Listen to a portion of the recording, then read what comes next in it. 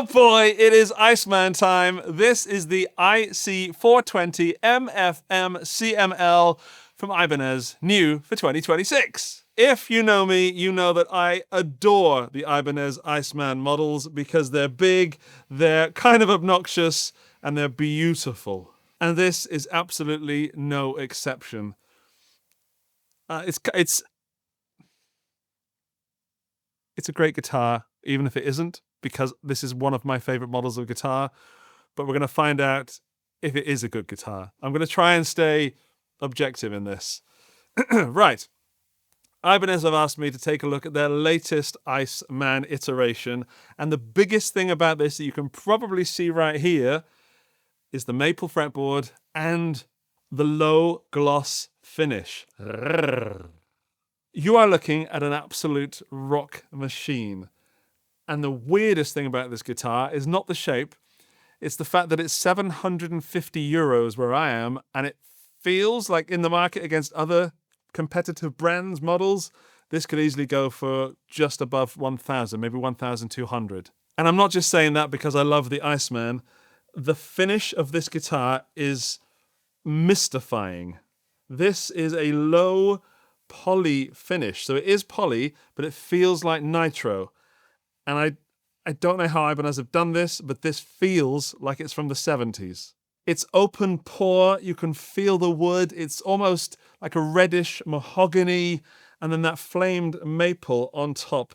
It's like a tiger swallowed some pickups and wrapped itself in guitar strings. But enough gushing for a moment. There will be more sound samples so you can hear what this all sounds like, but what you should be expecting is an alternative to a Les Paul style guitar. Let's look at the specs of the IC420 MFM CML. This is not mahogany, it is Okoume, which is kind of a type of mahogany-ish wood. That's on the body and on the neck, which is a set neck on this one. We've got two strap pins just there. We've got over on the front a flamed maple veneer. Actually, in the specs that I was given, it says flamed maple top. Not really telling me if it's a veneer over a piece of maple or if it's a veneer over the Okoume. Regardless, it is beautiful.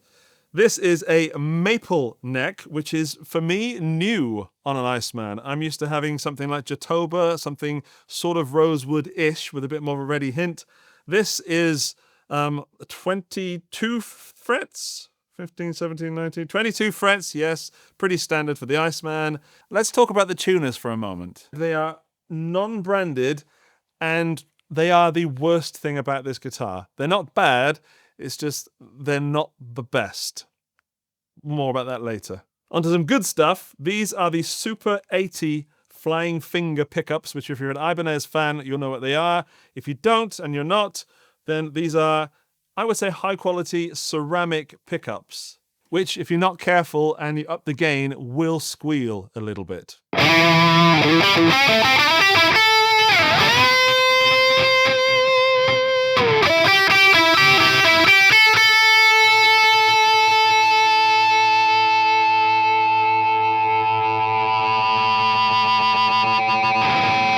Of course, when I want it to squeal, it doesn't. When I was checking the amp earlier, there was a bit of microphonic feedback. Oh, now it just sounds brilliant. Onto the hardware on the body, we've got the Performer bridge, the Gibraltar Performer, and the Quick Change 3 stop bar, which means you don't have to put strings all the way through there. You just lay them on top like that, and they feed through. And this is one of my favorite Ibanez-isms that exists, because if you do break a string, you don't have to feed it all the way back there. Yeah. More guitars should have this, unless, of course, Ibanez have patented that.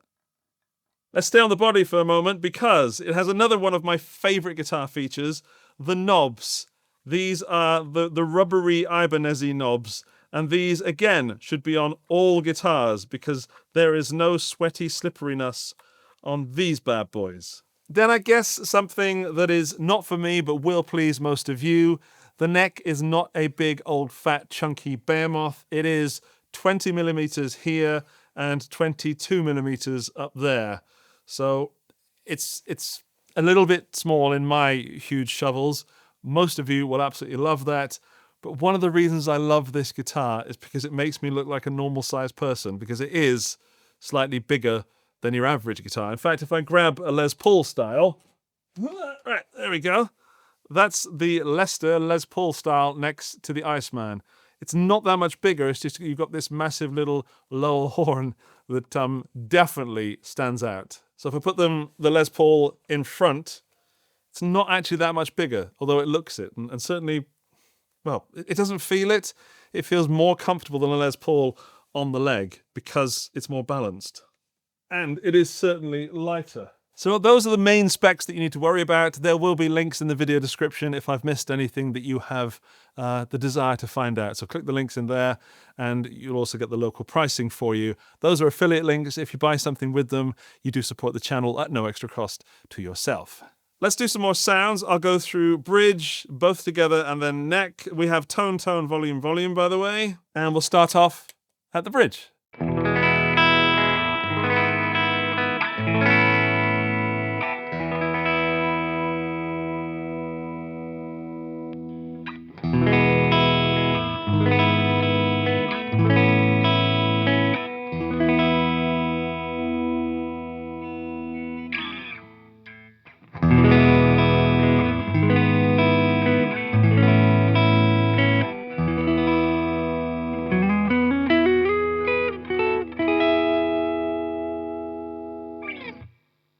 I think the neck might be louder than the bridge.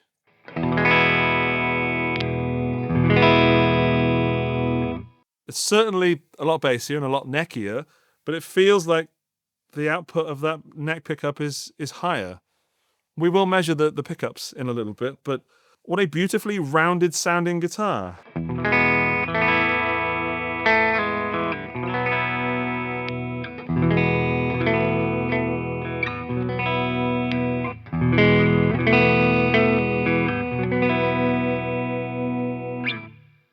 Yeah, the neck is definitely louder. Also, you might be able to hear that the switch is making a little bit of noise as I switch it, which brings me up to something about the IC420 model.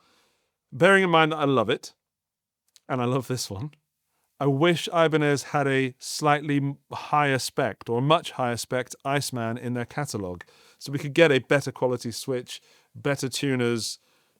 In fact, that's about it. Keep this finish. That's all I want, really, which, of course, I could do myself. And it doesn't really need doing, but it niggles at me a little bit with the Iceman models. Which is not to say that I feel like I'm being unfair on this guitar. I'll play it a bit more. I'll help you decide.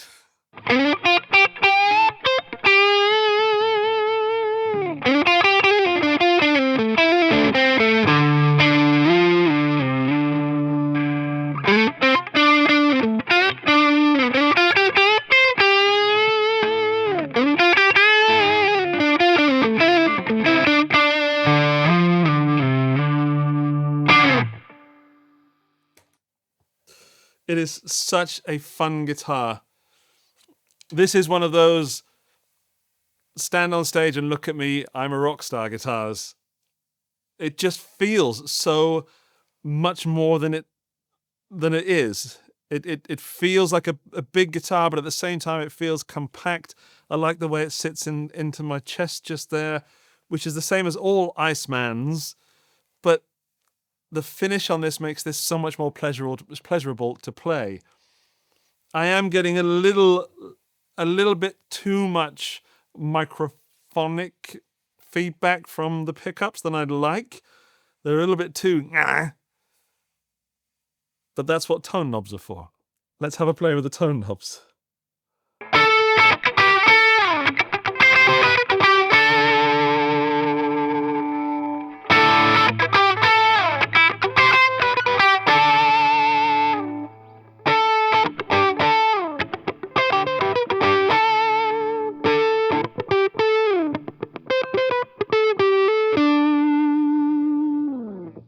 Now, I reviewed one of the previous Iceman models to this, and I haven't got it because it's still at home. But that had the same tone knob settings as this.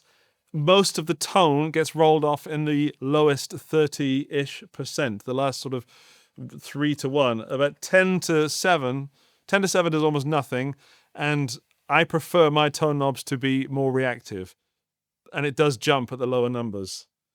Let's try the same on the neck.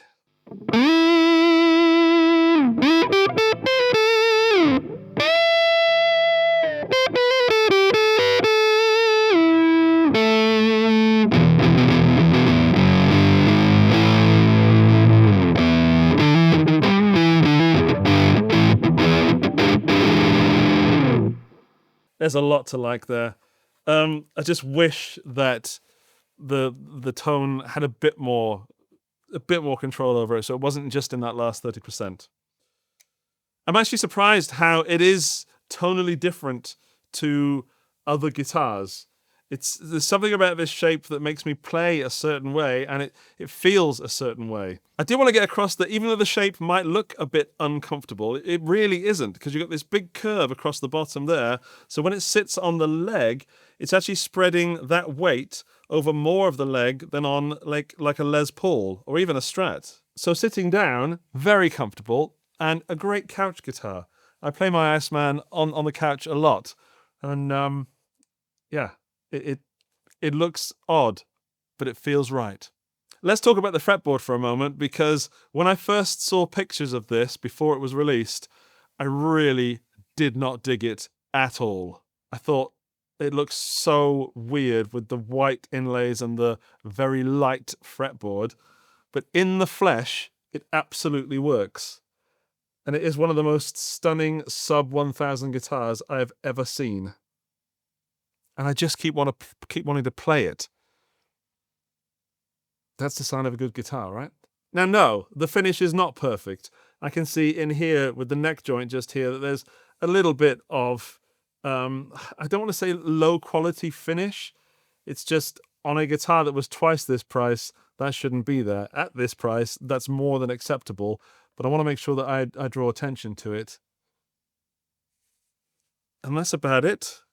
It's not even a complaint, but that is the only complaint I would make about the finish. Ibanez have taken a chance by doing this low gloss finish because the guitar is less protected and there's more chances of the finish not being perfect in places because they haven't slathered it with plastic, and they've done a great job. And I don't know if it comes across in the sound because it might just be my enthusiasm, but it certainly sounds great. It would be wrong of me not to put this through a fuzz pedal, so let's do that. And let's drop tune it.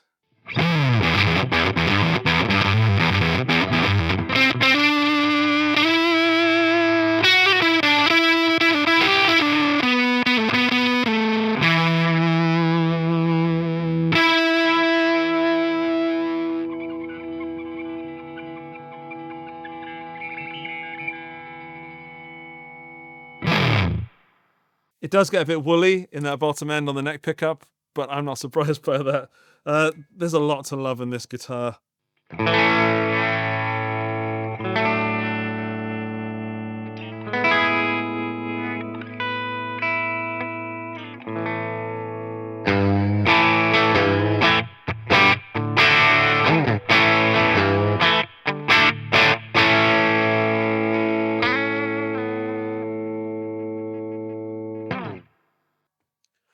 Yeah, there's a bit of imbalance between the volumes of the two pickups. I love the neck, but I like it for that rolled off, tony sort of sound, that almost Santana.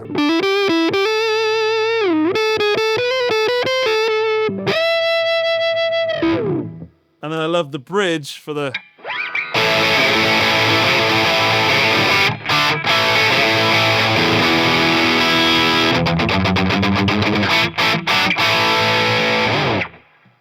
It is pure rock and roll.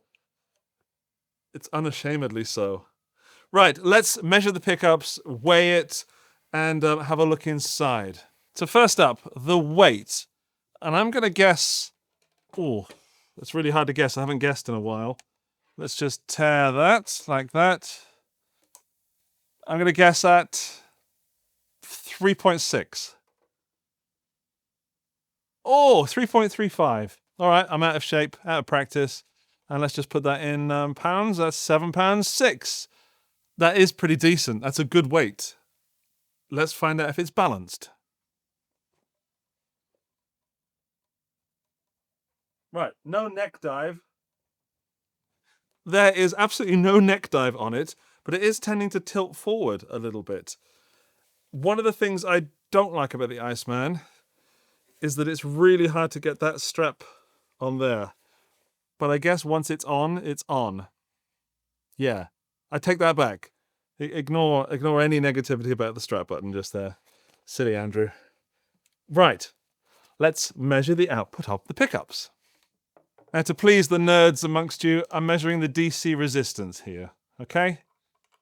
There. Right, everything's all the way on. And bridge is 7.5. Neck is 7.3. Remember I said I thought that was louder? It might just be closer to the strings. Middle should be around 3.5-ish. 3.7. There we go. There's your output. So nothing too hot, nothing way wild. It's just ceramic and aggressive. It's the Super 80 pickups. Time for the screwdriver. I'm going to take a look in this cavity just here. Now, is it going to be a mess? Is there going to be lots of dust? Have Ibanez done a good job? I think they have. That's tidy as heck. So that's the cavity. I mean, there's more wire than you need, just in case you need to make some changes later on. Interestingly, you can coil split the pickups if you want to. It's not done as standard, but if you wanted to do that, you could, because there's the extra wires. These are smallish pots, standard sub €1,000 capacitors in there. This won't be... I mean, it's clean, which is a surprise. Hugely clean. Bigly clean. Everything's where it should be. It's clean, which is much more than I can say for other brands. Often I open up a cavity and you have bats and things fly out of there. This, clean as a whistle. I'm really impressed by that. There's nothing to shout and scream about, but it is a good job. As I'm here, I might as well open up the switch cover. Now, getting that out is not going to be easy. Let's give it the old one too. That didn't work. 2 hours later. Aha! Success. Again, no surprises. It's just a clean job with a part that's within budget. Look at that finish, though. Brrr. Right. Time to put it back together and round up this video. The IC420 MFM CML, which stands for Maple and Flame Maple Caramel. So this is a caramel kind of finish. Caramel low gloss is one of the prettiest guitars I've ever held in my hands, regardless of the price point. And it's only when you look really close that you can see that it's not a Nitro, not a very expensive guitar. Ibanez have done some absolute magic with this, and I dig it so much. I am rather biased because if you put any Iceman in my hands, I'll find out a way to tell you how brilliant it is. But this is brilliant. If you're looking at getting something Les Paul adjacent and you want to be a little bit different, this should be on your shopping list to try out. The neck is manageable for most people. That's what I like about this. For most, I prefer a thicker neck. This is kind of like an Epiphone 60s slim taper, but with the feel of a Gibson. Epiphone wishes they could make guitars like this. That's how good it is.